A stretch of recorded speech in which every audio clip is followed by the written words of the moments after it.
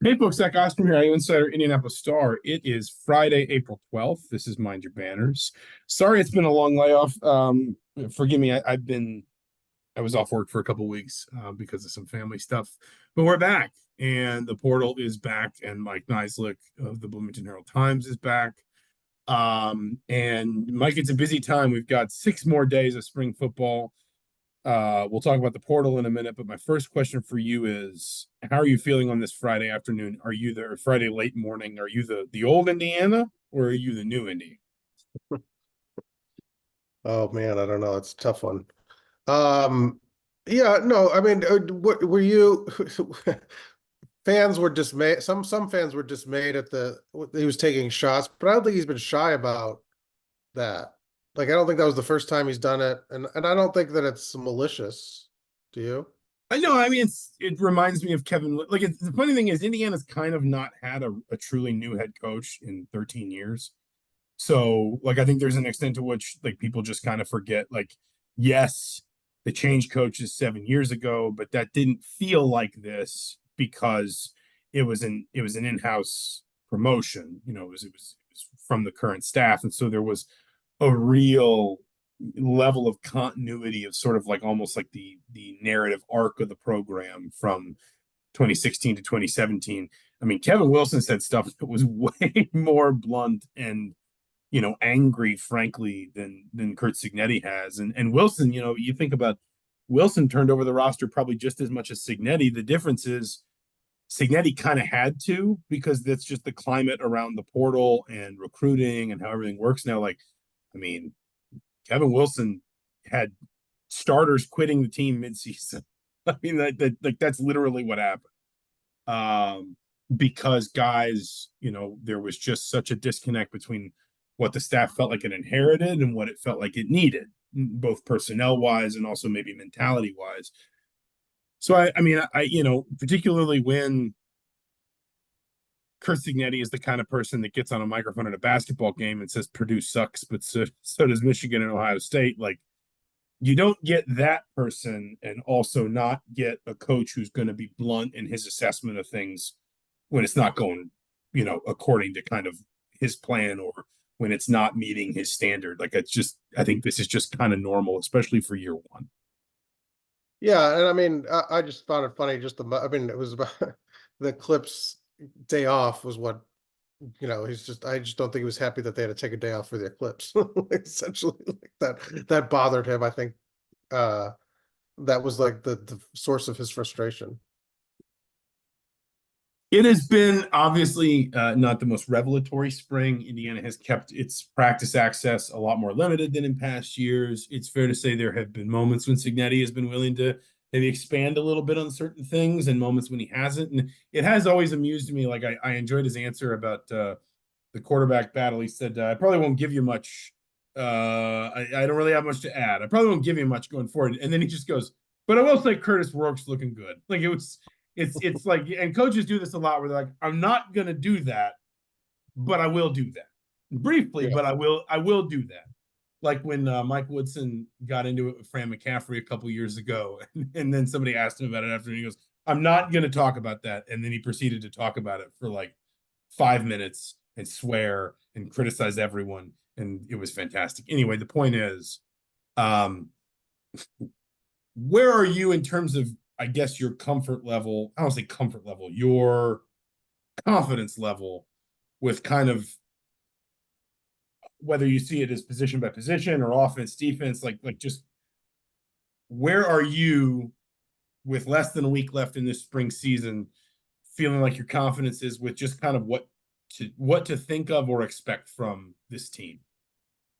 Oh, I mean, what to expect? I have no idea. I mean, I could tell you what I think the two deep is going to look like with, I don't know, maybe 80% confidence, but like what that all looks like in terms of like how it all comes together, I have no idea. I mean, just because we haven't really seen a single play run at full speed. So I mean, like, that's I think part of the difficult challenge. Especially when you close practice and you don't allow a lot to talk to the assistants. I think it's just tough to know kind of um, how it's all going to come together, like what their confidence, it's hard to say, but I mean, I just feel like I think we have a good idea of what the lineup's going to look like as of right now, because I think the portal will be busy again, and I don't think Curt Cignetti's been shy. I don't think any coach has been shy just about how much movement there's going to be, maybe more than ever in terms of this next window. So I think I could put together two deep right now, but how many, what that looks like in a couple weeks, I guess we'll find out.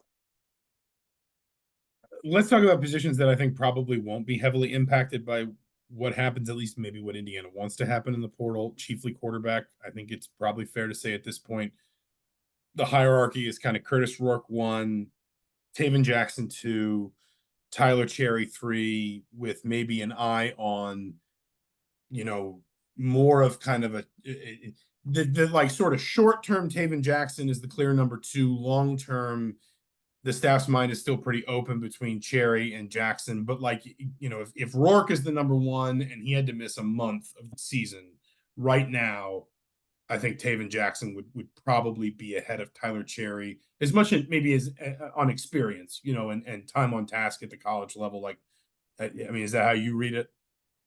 Yeah, I mean, like if Curtis Rourke walked out on day one and tore his ACL, he's out for the season, then you probably build around Cherry. But if you need to get through 4 weeks and you're trying to be competitive, like Taven's probably your guy, like as a stopgap. I do think that they'll leave the door open for Cherry to, like, if he has like an incredible summer and comes back guns blazing, maybe that could change a little bit. But I do think that they're going to allow. They don't need to rush him. That was the whole point of getting Rourke in the first place, that you have this guy with 3 years of experience.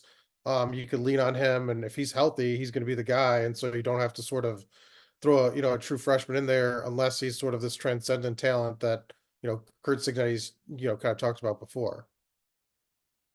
Yeah, I mean, I feel like I sort of feel like basically there's almost an extent to which that you can overlay something similar on wide receiver. And I'm fascinated by the wide receiver group. 1, because Indiana's highest profile retention was at wide receiver. 2, because, based on the way Curt Cignetti has talked in general, some stuff he said to me during our sit down, some stuff I think he said to you during your sit down, seems like there's going to be a lot more interest in 4 wide sets than, Tom Allen's offenses, whether it was Kalen DeBoer, Nick Sheridan, Walt Bell, Mike DeBoer, like, they were always spread offenses, but there was always room for a tight end or an H-back type player, maybe an offset tight end.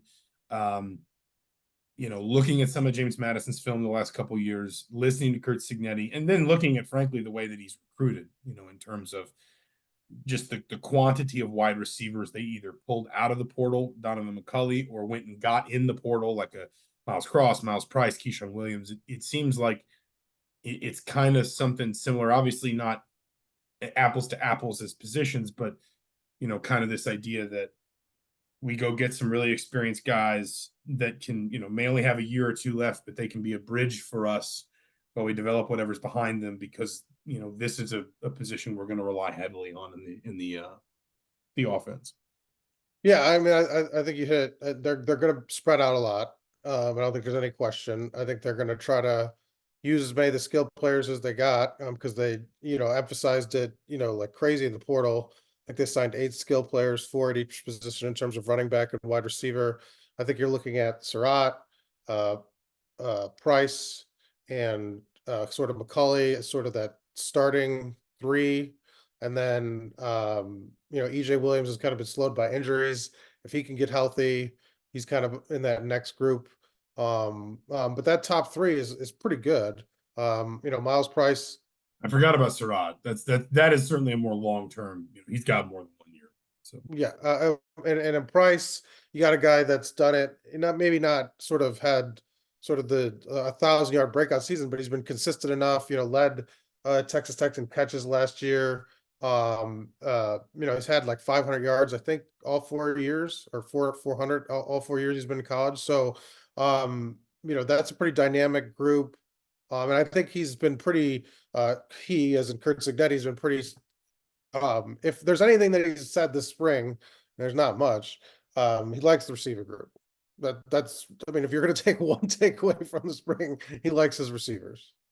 He also, I would say he, at least as much as he's kind of ever willing, and there's coaches where like, there's all manner of coaches, and I think he is one of those where anytime he's willing to praise something, like no matter how tepid his praise, it probably means it's going well because he just isn't prone to be very, you know, Well, you want to satisfied. hear a funny story? So I haven't read this up yet. I got a chance to talk to Zach Horton yesterday, the JMU tight end that came over, and I was asking him because they last year after the first 6 games, Cignetti, I don't know if it was a press conference or one-on-one interview. He's like, Zach Horton is playing as well as like anybody on the team. He's just been a fantastic.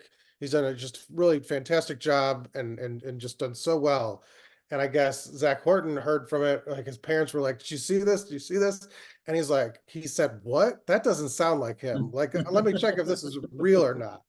Like it was too, the praise was too over the top. So yeah, not one to heap praise on players. He like I had the a coach like that in high praise was school like, though, who what? like who just never relented on me my sophomore year, and then my junior year, we're like sitting down at practice one day, and I'll use some colorful language, but we'd had a bad practice, and we're Yeah. all sitting there, and he goes, "Guys," he was an old wrestling coach, so he had a real gravelly voice. Goes, if I was Zach, I'd be fucking pissed at the rest of you right now. And I'm like looking around. I'm like, what is there? Like this? Do we get a new player on the team named Zach? He's like, because all he does is come out here and work his ass off. And I'm like, what? What? This is thanks, I guess. But it's just like there's coaches like that where it's like if any sliver of praise they dole out probably means like someone looked like Keyshawn Johnson at practice that day because he just like um, but I bring that up because he said a couple things, not least on Tuesday, about the offensive line that I think have been quietly encouraging. And I mean, this stuff's it's all spring. It's the first spring under a new staff and stuff. I've heard Carter Smith looks good. I've heard Mike Kadick looks good. Obviously, they got a couple guys there that are injured that are sitting out the spring, but will be ready for fall. I think there have been as many questions, maybe at least to an extent, about kind of who comes up behind that first five. You've got Smith, Kadick, Wedig, the Wisconsin transfer, and then the 2 transfers from JMU. It's almost kind of a question of who's the depth that fills in behind them. Is it a Bray Lynch? Is it an Austin Barrett? Is it somebody else? But actually, hearing Cignetti even maybe not wanting to hand out too much praise, but still giving a positive assessment of the offensive line might be the biggest piece of sort of positive news I would kind of put on the table for IU fans this spring, because that has been ultimately just the Achilles heel that as much as anything offensively kind of dragged Tom Allen's tenure down where it wound up. Well, I would say the quarterbacks kind of dragged him down more so than the Well, offense. but I it all started with an offensive line that just could not consistently block enough to keep the offense on schedule. But yeah, last year though they were okay. That's fair. They were a little bit better last year. I guess, I mean, I know the year before that, I guess, I mean, I wasn't here, so, but I've been told, not just by you, that it was like a disaster, like it was pretty Hindenburg level disaster offensive line. But yeah, you mentioned the starter group. Stevens and Kidwell were the guys that Kidwell's out this spring. Stevens has been there. In terms of the offensive line, though, I think one good thing about some of the injuries is that you've gotten more reps for some of the backup guys because, like you said, the depth wise, they're not there yet. Boltikov, who's a transfer that didn't play much last year, he was on TCU. He's been hurt this spring too, but he's kind of a versatile guy in the interior. Lynch has been kind of moving around center guard. He's probably a key piece kind of in terms of depth. And like you said, Barrett and Jones are kind of the tackles that they've been using sort of, from what we've seen, kind of backup guys. But, it's a good first group, but once you start getting to that second group, it gets things dicey. And so, 2 years ago, first game, suffered huge injuries and injuries piled up throughout the season. Last year, they stayed really relatively healthy. Carter Smith started all the games, Kadick too. So it's a group that I think if stays healthy could be pretty good. But, I think it's one of the positions, probably the only position on offense where you're thinking, man, injuries could really play a huge role in sort of derailing things for the team. Defensively is where obviously it gets a lot more kind of complicated for Indiana. That's where they've been hit both with some losses when you look at like an Aaron Casey. That I know you wrote about linebacker recently. They moved Jacob Mangum Farrar to defensive line, so they've kind of had to remake the top end of that group with a combination of transfers and maybe some younger guys stepping up. The defensive line has just been, I mean, you talk about a position where Indiana is going to have to go find some help in the portal after the spring season. Obviously, they've had some injuries. James Carpenter, the transfer from James Madison, has been sitting out because of a surgery. So have Linnell Carr and Vincent Sneed, two players that the staff clearly thinks will have big roles to play next season. But the reality is there's not a lot of depth or experience, frankly, at those defensive line spots. And all it takes is two or three of your, maybe higher end guys being out, which, listen, that's happening because of these, sort of necessary offseason surgeries in the spring. But like, that's a perfectly reasonable scenario to face in week 7, just not having two or three good players at one position because of injury. That's just the nature of football. It doesn't take much to expose how shallow, in terms of at least proven experience or proven production, I should say, that defensive line has right now. Yeah, and he's kind of talked about the secondary in terms of like, oh, they need another body. So I don't know if he's trying to like downplay the idea that this, especially at tackle, they've just got no bodies in terms of like scholarship players and sort of high end talent, like outside of Carpenter, like Marcus Burst did a couple of nice things, but he's always kind of rotated between the inside and outside. But like, I mean, they've been really just like, when they go 3 deep sort of in the walkthroughs that we see, I mean, it's all walk-ons in terms of like, especially a tackle, defensive end, they're sort of moving pieces around. Kamara is kind of probably the guy with the highest ceiling right now at defensive end. Really don't know what to expect on Magnum Farrar. Athletic enough at linebacker, I think has some upside there, but in terms of like, our team is just going to be able to run all over this group is you'd be your concern. Are they going to be able to generate any kind of pass rush, especially in the middle? I think, like you said, if they had any NIL money left and there was a big name, defensive line would be sort of, I think, star, what they need to sort of, add a talent or I mean, or just add depth and get a couple of guys. So like you said, you protect yourself against injuries, but across the defense, I think you could say, if they suffer an injury or two at any of these positions, they're in some trouble. Just they don't have any depth. They went huge on the portal on the offense, and I get it because offensive minded staff, but they did neglect the defense a little bit. I feel like, and the defense wasn't stacked to begin with because they lost so much talent and didn't retain as much from Allen's staff last year. Conversely, the position group, I guess, and this is always kind of a blanket phrase, but that I'm more interested in that defense is the secondary, because they had to remake it a little bit. But if you actually sit down and maybe I'm in the minority on this, but I kind of had it in my head the secondary was in a similar spot to the line. And if you actually sit down, it's not necessarily. There's, Kobe Minor is back. Jameer Johnson, who I thought looked promising at least before obviously the injuries kind of caught up with him last year, is back. Sounds like Nick Toomer has moved back to safety. Josh Sanguinetti's back there. They took the 2 guys from Old Dominion. Then you do have some younger players, that you've got to look at, and especially at corner, maybe try and figure out where your depth comes from. And, we'll see kind of what they do when they want to, Tom Allen always called it the Husky, when they want to put one of those sort of hybrid safety linebacker or safety nickel corner type of roles on the field. We'll see how they handle that. We haven't seen enough of practice to really know how that works in Brian Haynes' defensive scheme. But that secondary actually is maybe at least got more tools than, maybe I don't know, maybe I had just was slow on the draw on this, but I looked at it and just thought that group's got more, at least more pieces than I expected it to. Not sure how they all fit together, but that there's a little bit more just like aggregate, opportunity there. Yeah, I think they call it I think they call it, or historically have called it Rover for that's extra spot. They've used, in terms of like how they've lined up through walkthroughs, they've kind of used Jaden McDonald at times, who's more of a linebacker, outside linebacker, and they've used Terry Jones Jr., who was one of the Old Dominion safety transfers.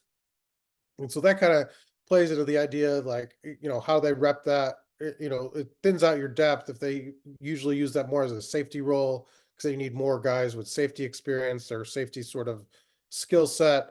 Like you said, Toomer's kind of moved to the back end. So corner, I think you're probably better off at corner than anywhere else. I just don't know. Wasn't a particularly good secondary last year is the problem. So I mean, like, you have experience, but like, I mean, this team wasn't like locking teams down to begin with. Like, so yeah, they have more experience, like, but like ultimately, what's the ceiling for this group? I'm not really sure. I mean, they allowed, I was just looking it up, 240, nearly 240 yards a game, passing yards per game, ranked 87th. And that's also gonna be reliant on a better defensive front. I mean, like James Madison was so disruptive the last 2 seasons defensively in terms of tackles for loss, sacks, quarterback pressures, things like that. Like, a secondary is always going to be a little bit defined by just the chaos that the front ahead of it can create, and Indiana's got to kind of figure those two things out. What is I'll ask you a cliche before we wrap this up and move into just a little bit of portal talk before we finish. What do you what are you looking at most closely during the spring game? Recognizing it's a spring game, recognizing it's all a little bit controlled. I know you had an interesting story yesterday about how Cignetti structures the spring games from a scoring perspective and all that.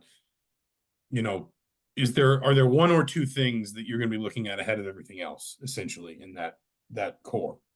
It's just how the offense operates, I guess. What the running back, like what the rotation looks like a little bit. Like, I mean, do they stick with the guy for a little bit? I mean, I don't know how much rotating they'll do. I mean, they're only playing 2 quarters. So it's like, do they let the, sort of first team offense kind of roll for a little bit and what that groups looks like just at full speed. Because I think that's going to kind of really, that's where this team will succeed or fail, right? If they could score 35 points a game, they're probably in the realm of 6 wins, but if they're not, they're not going to get close. That's kind of how I view this team. Like, defensively, they're not going to be able to remake the defense in spring at all to sort of ride that group to any kind of success. They're just not. So like, they're going to need to outscore 7 teams on the schedule. What about you? No, I think I'm broadly the same place. I do think it will be more instructive that he's breaking it up offense defense rather than like trying to create 2 teams, because that will just give you a firmer sense of like, these are the guys they have on this side of the ball, these are the roles that they fill. There'll be less, well, hold on, he's over there, does that mean he's with the ones or the twos and all? I mean, I think that will at least be more instructive. I'm curious just about line play. I've always been curious about line play. That's what wins in the Big Ten ultimately, and it's what wins most places. But it's certainly what wins in the Big Ten. And if Indiana, looks tangibly better on either side of the line, I think that's when you are allowed to maybe feel like, okay, at least one of these 2 units is going to be good enough, as you said, to win 6 or 7 games. And then maybe the question is like, how much more does the ceiling raise with the other one? And that might be defined a little bit by the portal and by what Indiana can go do there. Let's talk about the portal from a basketball perspective. Today begins a breakneck run of visitors. There are just a ton of players at least scheduled to come through. It's worth saying in the portal, all it takes is one guy committing someplace and suddenly a visit schedule completely changes. Visits get knocked off, visits get added, whatever. Right now, I would expect to see, some combination of Miles Rice, Kanan Carlisle, Connor Hickman, Umar Ballo, Pharrell Payne, Amari Williams. I know I'm forgetting somebody. The point is, there is just a swath of pretty substantial portal targets, like notable transfers scheduled to come through Bloomington sometime between now and the end of Little Five weekend next weekend. And I think it's fair to say, one, that the mood music is would suggest Indiana is going to pick up at least a couple meaningful commitments here pretty soon. And two, that Indiana kind of needs to, because Indiana, I think it's fair to say, has built this window of like kind of back-to-back weekends to just sort of say, this is where we're going to bring in our first wave of big time top target players with 6 scholarships open, that they've got to get at least a couple, three of these. Did you say a couple, three of these? Couple, three. Couple two tree. Well, what's your set? Who's the guy? Who do they need first? I mean, because isn't it? Well, I mean, I don't think it's, people have been putting in crystal balls and things. I don't think this is speaking out of school. There's a lot of noise around Miles Rice, who was Pac-12 Freshman of the Year. He's got an interesting story. It's actually his third year in college. He redshirted 1 year. Then I believe this pauses your eligibility clock, if I'm not mistaken, because he had lymphoma. And then he came back this year and he ran the show for Washington State. They obviously made the tournament, kind of the surprise package out of the Pac-12. There's a lot of noise around him to Indiana, and also Kanan Carlisle, who was kind of a playmaking combo guard. He was all freshman team in the Pac-12 for Stanford last year. Both guys are actually originally from the Atlanta area, so I think there's some Yasir Roseman connections. So, I think those are the two that I've seen some crystal balls come through for, and that I've heard, like, again, that the smoke is thickening around Indiana, maybe adding those two, and that starts you off at least on the path to adding some meaningful depth in your backcourt, not just bodies, but guys that are going to come in and have a proven track record of impacting the game at a high major level. And how much does that move the needle for Indiana in terms of what they need for talent wise? I know you posted a big I think, board. if I'm not mistaken, both of those guys are like top 15 or top 20 in terms of overall On3 Sports ranking in the portal. I mean, they're probably, particularly given that those are guys that have both been kind of on Indiana's wish list since the beginning. I certainly at least think that Indiana would feel like it got two of its top targets, and then it's a question of, well, what do you make of that? How do you build around them? How much better do they get from the last year to next year, and so forth? But I think Indiana would certainly consider those guys, two of its biggest sort of wants, if you want to say. What's been your? I mean, was this because I wasn't covering basketball last year? Is the portal was this the same way? Or I mean, the volume last year? There's probably more this year. I mean, like I think Jeff Goodman had something that suggested we were trending toward like 2,000 kids in the portal. I don't think that it was quite that way last year, but it was, I mean, the vibe was similar. There was a lot of movement. And I think what's happened here is just NIL money continues to kind of go up, and everybody kind of gets to a place where they're convinced, where someone convinces them they're going to get a paycheck. And that's just not always the case. I mean, because there's just, I mean, and in terms of like the top guys, are you surprised that Indiana hasn't gone after any names that you've seen go into the portal? I mean, was there like talent that you thought that they should go that they're not going after? I don't know that anything's kind of come to mind. I mean, listen, if we sat here and combed through, I mean, everyone should go after this guy or that guy. Carlisle, I think there's been a longstanding interest in. Rice makes tons of sense if you want a point guard. I still think you need to add more proven shooting, but I've thought that for 8 years, and Indiana's not done it, at least not effectively. There's kind of this question about whether or not Indiana wants a starting five or just maybe some depth behind Malik Reneau. And that might be a situation where it's a little bit of, if it's this guy, then you stick to more of the two big lineups and Reneau plays the four. But if it's this guy, maybe he's more of a reserve that plays a lot of minutes, but Reneau tries as a five, and you just see if you can make that work. I will say, like, it seems like, especially with Bryson Tucker in the fold, it seems like for the moment they're really more about kind of guard depth and a big. I think some of that guard depth needs to be proven shooting, whether it's someone like Connor Hickman, who's expected to visit this weekend. Obviously, Bloomington South alum, transferring from Bradley. He's got 1 year left. Or if it's, someone like, is it Ryan Conwell, the Pike alum, who was really good for Indiana State this past season, shot the ball really, really well. But you also kind of wind up in a situation where if you start taking commits, then suddenly there's fewer minutes to go around, and guys say, well, actually, I can get a better opportunity somewhere else. So we'll see. I think Indiana needs guard depth, and I think it needs shooting depth. And I think if you don't take a proven out and out shooter in this little wave, because I think what makes a certain amount of sense to me is if Indiana can get 2, 3, maybe even like 4 commitments out of this window that, like I said, it's built for itself, then you almost kind of take a step back and say, okay, still got 2 or 3 scholarships to play with here. Maybe we don't need to go target guys that we need to play a high volume of minutes, but we need them to fill a certain role. So maybe that's when you go target, for example, a 3-point shooter or someone like that. But I just think that there is an extent to which you never want to panic in the portal, and I don't think Indiana has. I think if they were panicking, they would have taken some commitments by now. Yeah. But you